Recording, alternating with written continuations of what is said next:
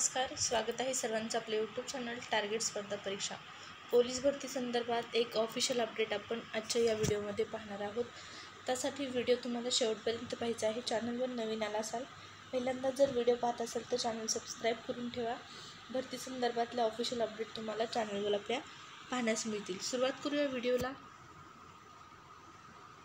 Update पाहण्यापूर्वी जर तुम्ही आत्तापर्यंत आपलं टेलिग्राम चॅनल जॉईन केलं नसेल तर टेलिग्राम चॅनल जॉईन करा। टेलिग्रामवरती दररोजच्या चालू घडामोडी, स्पर्धा परीक्षा संदर्भातली खूप महत्त्वाची माहिती, नवनवीन जाहिराती आणि नवीन अपडेट तुम्हाला पाहण्यास मिळतात। या ठिकाणी पहा, आरोग्य विभाग भरतीतील राहिले जे काही निकाल होते ते प्रसिद्ध झालेले आहेत आणि या ठिकाणी त्याच्या लिंक देखील आहेत जिल्ह्यावाईज। तसेच सर्वात महत्त्वाचं म्हणजे या ठिकाणी पाहू शकता 2024 मध्ये येणाऱ्या सर्व स्पर्धा परीक्षेसाठी चालू घडामोडी या टॉपिकवरील सर्वात महत्त्वाचा प्रश्न म्हणजे भारतरत्न पुरस्कार।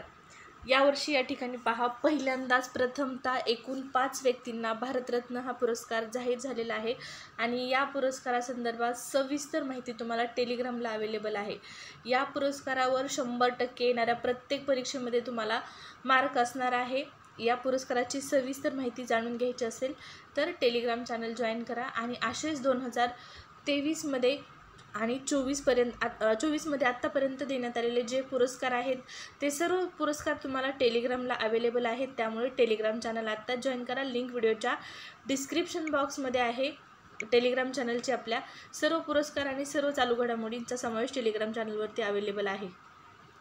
तर पोलीस भरती संदर्भात ऑफिशियल महत्त्वाचे असे अपडेट स्वतः राज्याचे मुख्यमंत्री एकनाथ शिंदे यांनी दिलेले आहे। या ठिकाणी पाहू शकता, राज्यात सायबर सुरक्षेसाठी एकूण 837 कोटींचा सायबर सुरक्षा प्रकल्प निर्मित करण्याचे नियोजन करण्यात येत असून या प्रकल्पाला राज्यातील सर्व सायबर पोलीस ठाणे जोडण्यात येणार आहेत।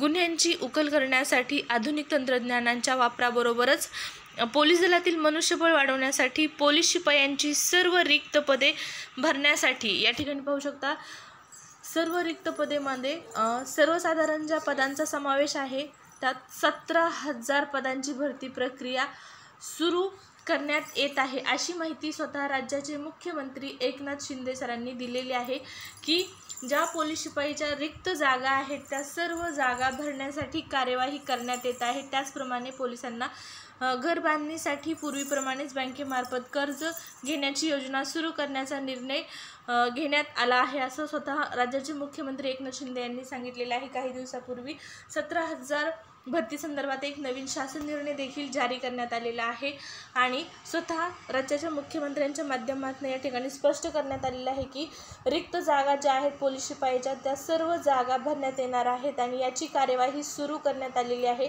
या ठिकाणी पहा, मार्चमध्ये आचारसंहिता लागत आहे आणि त्यानंतर पोलीस भरतीची जी प्रक्रिया आहे ती काही दिवसासाठी आपण म्हणतो की स्थगित होऊ शकते, परंतु जर मार्चपूर्वी जाहिरात आली तर मात्र विद्यार्थ्यांसाठी सर्वात मोठी आणि महत्त्वाची आणि आनंदाची बातमी असणार आहे। ही पुन्हा एकदा राज्यामध्ये मेगा पोलिसांची भरती घेण्यात येणार आहे। या ठिकाणी 18,000ची भरती नुकतीच पार पडलेली आहे। त्यातील पहिल्या टप्प्यातील प्रशिक्षण सुरू आहे, दुसऱ्या टप्प्यातील प्रशिक्षणाला सुरुवात होणार आहे आणि या सर्व प्रक्रियेच्या दरम्यान पुन्हा एकदा नव्याने 17,000ची भरती प्रक्रिया राबवण्यात येणार आहे। नक्कीच पोलीस भरतीची तयारी करण्यासाठी सर्वात आनंदाची अशी ही बातमी आहे। लवकरच भरतीची जी जाहिरात आहे ती तुम्हाला पाहण्यास मिळू शकते, कारण मोठ्या प्रमाणात जागा रिक्त आहेत। या भरती संदर्भातल्या ज्या काही ऑफिशियल अपडेट शासनाच्या माध्यमातून जारी करण्यात येतील त्या तुम्हाला पाहिजे असेल तर टेलिग्राम चॅनल आणि यूट्यूब चॅनल दोन्ही ठिकाणी जॉईन व्हा।